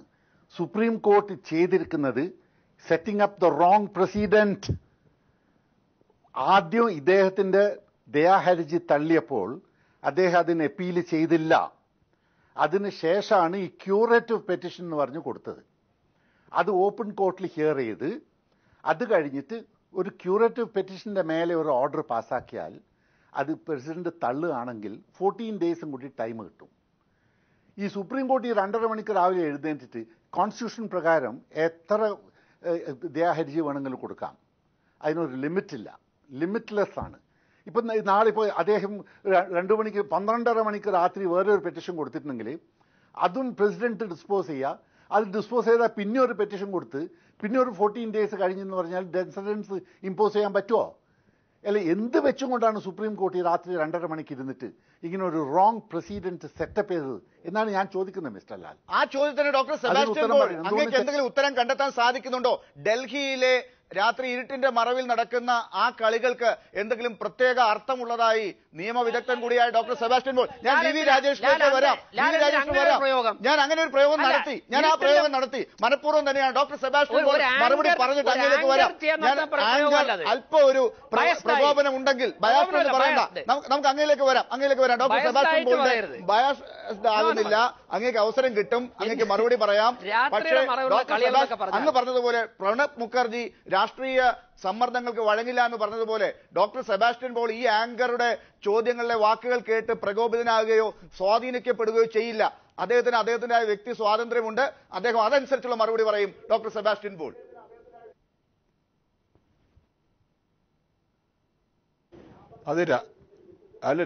രാഷ്ട്രപതി രാഷ്ട്രീയ സമ്മർദ്ദത്തിന് വഴങ്ങുമോ ഇല്ലയോ എന്നതൊരു ചിന്താ വിഷയമല്ല. പ്രണബ് കുമാർ മുഖർജിക്ക് മുമ്പ് ഇപ്പോൾ അന്തരിച്ച രാഷ്ട്രപതി അബ്ദുൽ കലാം അദ്ദേഹം എപ്രകാരമാണ് ധനഞ്ജയ് ചാറ്റർജിയുടെ ദയാഹർജി തള്ളിയത് എന്ന് ഞാൻ നേരത്തെ പരാമർശിക്കുകയുണ്ടായി. അതുകൊണ്ട് രാഷ്ട്രപതി വഴങ്ങേണ്ടി വരും. രാഷ്ട്രപതി വഴങ്ങുന്നില്ലെങ്കിൽ അത് കേന്ദ്ര ഗവൺമെന്റുമായുള്ള ഒരു സംഘട്ടത്തിലേക്ക് കാര്യങ്ങൾ നീങ്ങും. ഇവിടെയുള്ള വിഷയം സുപ്രീം കോടതി രാത്രിയിൽ വളരെ നാടകീയമായി പുലരും വരെ കേസ് കേട്ടു. ആ വിധി കൊലക്കയർ മുറുകുന്നതിന് 1.25 മണിക്കൂർ മുമ്പാണുള്ള ഇത് നിയമപരമായ പ്രക്രിയകളൊക്കെ പൂർത്തിയായത്. അതെല്ലാം ചെയ്തു കാണുമായിരിക്കാം. അത് നിയമപരമായി സാധുതയുള്ള ഒരു വധശിക്ഷയാണ് നടപ്പാക്കിയത് എന്നുള്ള ഒരു സാമാന്യ ഇംപ്രഷനും ഉണ്ടാക്കിയിട്ടുണ്ട്. അതെല്ലാം ഇപ്പോൾ സുപ്രീം കോടതിയുടെ പ്രൊസീജിയറിലുള്ള പോരായ്മയല്ല ഇപ്പോൾ നമ്മൾ ചർച്ച ചെയ്യേണ്ടത്. ആ അധ്യായം കഴിഞ്ഞു. യാക്കൂബ് മേമൻ മണ്ണടിഞ്ഞു കഴിഞ്ഞു. ഇനി വേണ്ടത് ഈ ശിക്ഷ നമുക്ക് തുടരണമോ വേണ്ടയോ എന്നുള്ളതാണ്. ആ രീതിയിലുള്ള ഗൗരവമായ ഒരു ചർച്ച ഭരണഘടനയുടെയും മനുഷ്യാവകാശങ്ങളുടെയും മനുഷ്യ അന്തസ്സിന്റെയും അടിസ്ഥാനത്തിൽ ആ ചർച്ചയാണ് ഇനി നമ്മൾ മുന്നോട്ട് കൊണ്ടുപോകേണ്ടത്. അവിടെ ഒപ്പം ഡോക്ടർ സെബാസ്റ്റ്യൻ പോൾ മറ്റു കേസുകളെ കുറിച്ചുകൂടി ചോദ്യങ്ങൾ വരുന്നുണ്ടല്ലോ. അതൊക്കെ നിയമത്തിന്റെ എല്ലാ തട്ടുകളിലും പോയി വഴി അടഞ്ഞതാണ്, തീരുമാനമെടുത്തതാണെന്ന് വി രാജേഷിനെ പോലുള്ളവർ പറയുന്നുണ്ട്. അപ്പൊ ആ അർത്ഥത്തിൽ ആ കേസുകൾ അവിടെ കിടക്കട്ടെ. ഇനി ഭാവിയിലേക്ക് വധശിക്ഷയുടെ അക്കാദമിക് താല്പര്യങ്ങളിലുള്ള ചർച്ച നടത്തി ഒരു തീരുമാനത്തിലേക്ക് പോകാമെന്നാണോ താങ്കൾ പറയുന്നത്?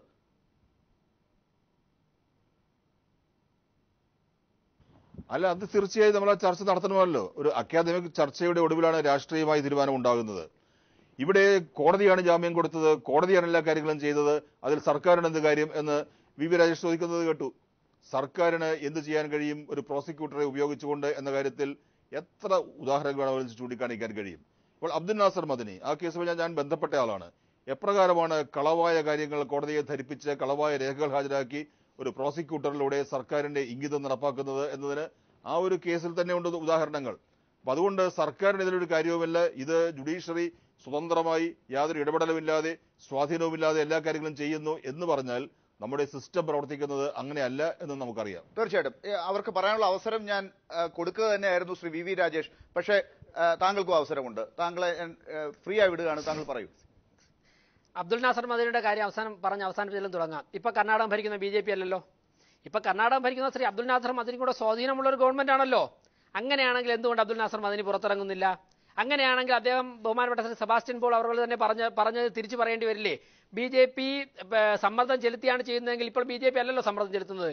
അവർക്ക് പുറത്തുവിടാമായിരുന്നല്ലോ. മറിച്ച് അബ്ദുൽ നാസർ മദനി തെറ്റ് ചെയ്തു എന്നുള്ള എവിഡൻസ് സുപ്രീം കോടതിയുടെ മുമ്പാകെയും കർണാടക ഹൈക്കോടതി മുമ്പാകെയും ഉണ്ട്. അതുകൊണ്ടാണ് അദ്ദേഹത്തിന് പുറത്തിറങ്ങാൻ സാധിക്കുന്നത്. ഞാൻ അങ്ങയിലേക്കാണ് വരുന്നത്. പക്ഷെ അതിന് മുമ്പ് സെബാസ്റ്റ്യൻ പോൾ അതിനൊരു മറുപടി പറയണമല്ലോ. അതൊന്ന് നമുക്ക് അങ്ങയിലേക്ക് ഞാൻ പറയുമ്പോൾ മാത്രം ഓരോന്നിനും മറുപടി, മറ്റുള്ളവരൊക്കെ പറയുമ്പോൾ ഞാനിങ്ങനെ കേൾക്കുന്നത് നല്ലതല്ലേ ശ്രീ വി രാജേഷ്? ഇതും അനീതിയാണ് ലാൽ. ഇല്ല, എല്ലായിടത്തും അനീതി നടക്കുമ്പോൾ ഒരല്പം അനീതി ഇത്തരം ചർച്ചകൾ നടക്കും. ശ്രീ വി രാജേഷിൽ ഞാൻ വരാം. Shri doctor Sebastian. ഞാൻ അബ്ദുൽ നാസർ മദനിയുടെ കേസിനെ മുൻനിർത്തിക്കൊണ്ട് ഒരു പ്രോസിക്യൂട്ടർ എപ്രകാരം ജുഡീഷ്യറിയെ സ്വാധീനിക്കുന്നു എന്ന് പറഞ്ഞത് അത് BJP ഉദ്ദേശിച്ചല്ല, അത് കോൺഗ്രസിനെ ഉദ്ദേശിച്ചല്ല, ഭരണകൂടത്തെ ഉദ്ദേശിച്ചാണ്. കർണാടക ഭരിക്കുന്നത് ഏത് പാർട്ടി എന്നത് പ്രസക്തമല്ല, നമ്മുടെ അനുഭവമാണ് ഞാൻ പറഞ്ഞത്. അതുകൊണ്ട് ഭരണകൂടം എപ്രകാരമാണ് പ്രോസിക്യൂട്ടർമാരെ ഉപയോഗപ്പെടുത്തിക്കൊണ്ട് ജുഡീഷ്യറിയെ സ്വാധീനിക്കുന്നത്, ജുഡീഷ്യറിയെ തെറ്റായ വഴിക്ക് നയിക്കുന്നത് എന്നതിന് ധാരാളം ദൃഷ്ടാന്തങ്ങൾ ചൂണ്ടിക്കാണിക്കാൻ കഴിയും എന്ന് മാത്രമാണ് ഞാൻ അവിടെ BJP ആകാം, കോൺഗ്രസ് ആകാം, ഏതും ആകാം. അല്ല, ദാറ്റ്സ് ക്വൈറ്റ് നാച്ചുറൽ. ഒരു ഡെമോക്രാറ്റിക് സെറ്റപ്പിൽ ജനങ്ങൾ തിരഞ്ഞെടുക്കപ്പെടുന്ന ഭരണകൂടം. അത് ഇന്നലെ കോൺഗ്രസ് ആയിരുന്നു, അതിനുമുമ്പ് ജനതാദളായിരുന്നു, ഇപ്പൊ BJP ആണ്. ഡോക്ടർ സെബാസ്റ്റ്യൻ പോളും ഉൾപ്പെടുന്ന ഭരണകൂടങ്ങൾ ഈ രാജ്യത്തുണ്ടായിരുന്നല്ലോ. സംസ്ഥാനത്തിലായാലും കേന്ദ്രത്തിലായാലും ഒക്കെ തന്നെ ഉണ്ടായിരുന്നല്ലോ. അങ്ങനെയാണെങ്കിൽ അന്നും ഈ ചർച്ചയിൽ ഒരു നിയമവിദഗ്ധനായിട്ടാണ്. യെസ്, അല്ലല്ല, അദ്ദേഹം രാഷ്ട്രീയ പ്രവർത്തനം കൂടിയാണല്ലോ, MP MLA ഒക്കെ ആയിരുന്നാണല്ലോ. അങ്ങനെയാണെങ്കിൽ അന്നും ആ ഭരണകൂടങ്ങൾ സ്വാധീനിച്ചിരിക്കുന്നു എന്ന് നമ്മൾ കരുതേണ്ടി വരും. ശരിയായിരിക്കും, അങ്ങനെ ഉണ്ടാകാം. അങ്ങനെയാണെങ്കിൽ നമ്മൾ ആ ഒരു ഓപ്പൺ അക്കാഡമിക് ചർച്ചയിലേക്ക് എടുക്കണം. ഇപ്പൊ BJPയും ചെയ്യുന്നു, എല്ലാ ഭരണകൂടങ്ങളും ചെയ്യും. അല്ലല്ല, ഇപ്പോൾ BJP ചെയ്യുന്നില്ല, ഭരണകൂടങ്ങളെല്ലാം ചെയ്യുമല്ലോ. ഞാൻ പറഞ്ഞത് അല്ല, ചർച്ച വഴിമാറി പോയോ. ഭരണകൂടം ജനങ്ങൾ തിരഞ്ഞെടുക്കുന്നതാണ്. അത് സിസ്റ്റത്തിന്റെ ഭാഗമാണ്. ഇവിടെ അദ്ദേഹം സൈദ്ധാന്തികപരമായിട്ടൊക്കെ തന്നെ ചില കാര്യങ്ങൾ സംസാരിച്ചു. അദ്ദേഹം ഉപയോഗിച്ച വാക്ക് തന്നെയാണ്. ഞാൻ ചോദിക്കട്ടെ, 10-20 വർഷം മുമ്പ് ആ ചർച്ചയിലേക്ക് കൂടുതൽ പോകരുത്, കാരണം അങ്ങ് രക്ഷപ്പെടും. എനിക്ക് അറിയേണ്ടത് ഈ ബാൽ താക്കറേക്ക് എന്ത് പറ്റും, അത് അല്ലെങ്കിൽ എന്ത് പറ്റി, ബാബു ബജ്രംഗിക്ക് എന്ത് പറ്റി, മായ കോട്നാനിക്ക് എന്ത് പറ്റിക്കൊണ്ടിരിക്കുന്നു, ഇതൊന്നും യാക്കൂബ് മേമന് പറ്റാതെ ഇങ്ങനെയായി. ഈ കേസിൽ തന്നെ നേരത്തെ ആരോ കോട്ട് ചെയ്തല്ലോ ശ്രീ B രാമന്റെ കാര്യം. അദ്ദേഹം ഈ കേസ് അന്വേഷിച്ച ആളാണ്, യാക്കൂബ് മേമനെ ഇവിടെ ഇന്ത്യയിലേക്ക് കൊണ്ടുവന്ന ആളാണ്. അന്ന് കൊടുത്ത വാക്കുകളൊക്കെ തെറ്റിച്ചുകൊണ്ട് അദ്ദേഹത്തെ പറ്റിച്ച് ഇപ്പൊ തൂക്കിലേറ്റി. നമുക്ക് യഥാർത്ഥ പ്രതികളെ പിടിക്കാൻ പറ്റുന്നില്ലല്ലോ വി രാജേഷ്, അതിന് പറ്റാത്ത രീതിയിൽ ഇദ്ദേഹത്തെ മാത്രം തൂക്കിലേറ്റി നിങ്ങൾ എന്ത് വേഗതയാണ് ഈ കാര്യത്തിൽ തീവ്രവാദം അവസാനിപ്പിക്കാൻ വേണ്ടി ചെയ്തത്? ഈ രാത്രി 2 മണിക്ക് അഡ്വക്കേറ്റ് ഗോവിന്ദ് ഭരത് പറഞ്ഞതുപോലെ ഇത്ര തിടുക്കത്തിൽ ആ കാര്യങ്ങളൊക്കെ ഇന്ത്യൻ ജുഡീഷ്യറി ഇങ്ങനെ ഉണർന്ന് പ്രവർത്തിച്ചത് എന്തുകൊണ്ടെന്നാണ് നിങ്ങളുടെ ഭരണം നടക്കുമ്പോൾ മനസ്സിലാക്കേണ്ടത്? അല്ല, തല്ലുകൂടി സമയം വാങ്ങിക്കണം ഞാനല്ല, എന്നെ സ്വതന്ത്രമായിട്ട് വിടുന്നു എന്ന് ലാലി തന്നെ പറഞ്ഞിട്ട് ഞാൻ ഒരു ചോദ്യം ചോദിച്ചപ്പോഴേ ഞാൻ തടസ്സപ്പെടുത്തി അദ്ദേഹത്തിന് സമയം കൊടുത്തു. വീണ്ടും ഞാൻ ചോദിക്കാൻ തുടങ്ങുമ്പോൾ ഉത്തരം പറയണം നമുക്ക് സമയം. അല്ലല്ല, താങ്കൾ ഒരു 3-4 മിനിറ്റ് നീണ്ട ഒരു ചോദ്യം ചോദിച്ചു. അല്ല, എനിക്ക് തല്ലുപിടിച്ച് ചർച്ച കൺവിൻസ് ചെയ്യാൻ ഞാനില്ല. ഇവിടെ ഞാൻ പറഞ്ഞു വന്ന പോയിന്റ് പറയാനായിട്ട് എന്നെ അനുവദിച്ചാൽ ഞാൻ അതിലേക്ക് വരാം. ഡോക്ടർ സെബാസ്റ്റ്യൻ പോൾ സൈദ്ധാന്തികമായിട്ടൊക്കെ സംസാരിച്ചു. യാക്കൂബ് മേമന്റെ ഞാൻ പറയാം, ആരുടെയും ജീവൻ എടുക്കുന്നതിനോട് യോജിപ്പില്ല. പക്ഷേ ഫൈറ്റ് അഗൻസ്റ്റ് നേഷൻ, രാജ്യത്തിനെതിരായി യുദ്ധം ചെയ്യുന്നവരെ നിലവിലുള്ള നിയമം അനുസരിച്ച് ശിക്ഷിക്കണം. പരിക്കേറ്റ, മരണപ്പെട്ട, ഉറ്റവരുടെ നഷ്ടപ്പെട്ട 257 പേരുടെ മനുഷ്യാവകാശത്തെക്കുറിച്ച് സൈദ്ധാന്തിക തലത്തിൽ നിന്നുകൊണ്ട് എന്തുകൊണ്ട് ഡോക്ടർ സെബാസ്റ്റ്യൻ പോൾ സംസാരിക്കാൻ തയ്യാറാകുന്നില്ല? അതോടൊപ്പം തന്നെ ഇന്നിവിടെ ചർച്ച ചെയ്തപ്പോൾ അവരുടെ കുടുംബാംഗങ്ങളോട് ഒരു നിമിഷം പോലും ഒരു ആദരാഞ്ജലി അർപ്പിക്കുവാനോ അല്ല എന്നുണ്ടെങ്കിൽ അവർക്ക് വേണ്ടി സംസാരിക്കാനോ എം പി രാജേഷ് സെബാസ്റ്റ്യൻ പോൾ തയ്യാറായില്ലല്ലോ. എന്താ അവരുടെ മാനസിക നിലവാരം സൂചിപ്പിക്കുന്നത്? സൈദ്ധാന്തികമായി സംസാരിക്കാൻ എളുപ്പമാണ് രാജേഷ് ലാലെ, റിയാലിറ്റിയിലേക്ക് വരാൻ വളരെ ബുദ്ധിമുട്ടാണ്. ഇവിടെ എന്റെ ചോദ്യത്തിന് ഉത്തരം പറയുന്നില്ല താങ്കളുടെ ചോദ്യത്തിന് ഉത്തരം പറയാം. ഏത് ചോദ്യത്തിനാണ് ഉത്തരം വേണ്ടത്? താങ്കളുടെ ഏത് ചോദ്യത്തിന്? ഈ മറ്റുള്ള കേസുകളിൽ എന്തുകൊണ്ട് ഹിന്ദു തീവ്രവാദ കേസുകളിൽ എന്തുകൊണ്ട് മൃദു സമീപനം എന്നാണ് ചിലർ പറഞ്ഞിരിക്കുന്നത്? അല്ല, ഹിന്ദു തീവ്രവാദ കേസുകൾ ഇവിടെ ഉണ്ട് എങ്കിൽ അതിൽ ആരാ മൃദു സമീപനം കാട്ടിയത്? ഈ മഹാരാഷ്ട്ര BJP ഭരിച്ചു. ആരെ തൂക്കിക്കൊന്നു സർ? മഹാരാഷ്ട്ര ഇന്നത്തെ ഒരു പ്രധാനപ്പെട്ട പത്രമാണ് 1310 ജന്മഭൂമി തന്നെയാണ്. തെറ്റുണ്ടെങ്കിൽ താങ്കൾ കേസ് കൊടുത്തോളൂ. 1342 പേരെ ഇന്നുവരെ ഇന്ത്യയിൽ സ്വതന്ത്ര ഇന്ത്യയിൽ തൂക്കിക്കൊന്ന് അതിൽ 72 പേർ മുസ്ലിംകൾ, ബാക്കി മുഴുവനും ഹിന്ദു സമുദായത്തിൽ. ഹിന്ദുവും ഇന്ത്യൻ എക്സ്പ്രസും ഒക്കെ ചൂണ്ടിക്കാട്ടി എം പി രാജേഷ് പറഞ്ഞ കാര്യങ്ങൾക്ക് മറുപടി വന്നില്ല. നമുക്ക് ചർച്ചയിലേക്ക് പോകാൻ സമയമില്ല. ഇത് കണക്കാ. 72 പേർ മുസ്ലിം സമുദായത്തിൽപ്പെട്ടവർ. ആദ്യമായി തൂക്കിലെ കെട്ടപ്പെട്ട ആരാ? നാഥുറാം വിനായക് ഗോഡ്സെ എന്ന് പറയുന്ന സവർണൻ. അവസാനമായി തൂക്കിലെ കെട്ടപ്പെട്ട ആരാ? മേമന് മുമ്പ് അദ്ദേഹം തന്നെ പറഞ്ഞ ധനഞ്ജയ ചാറ്റർജി, അദ്ദേഹം ഒരു സവർണൻ. എന്തായാലും നമുക്ക് ഈ ചർച്ച ഇവിടെ അവസാനിപ്പിക്കേണ്ടി വരുന്നു. വളരെ ദയവായി എന്നോട് ക്ഷമിക്കണം അഡ്വക്കേറ്റ് ഗോവിന്ദ് ഭരത്. അങ്ങ് പെട്ടെന്ന് ഇത് ചർച്ച അവസാനിപ്പിക്കുമ്പോൾ അഡ്വക്കേറ്റ് ഗോവിന്ദ് ഭരത് എന്താണ് പറയുക? നമുക്ക് 1 മിനിറ്റിൽ അങ്ങയുടെ ഒരു റെസ്പോൺസ് എടുക്കാം. അങ്ങയിലേക്ക് ഞാൻ നീതിപൂർവ്വം എത്തിയില്ല, സമയം തന്നില്ല എന്നുള്ളത് എനിക്കറിയാം. എന്നാൽ അങ്ങ് തെറ്റിദ്ധരിക്കപ്പെട്ടിട്ടില്ല എന്ന് ഞാൻ കരുതുന്നു. എന്താണ് ഈ ചർച്ച അവസാനിപ്പിക്കുമ്പോൾ അങ്ങ് പറയുക?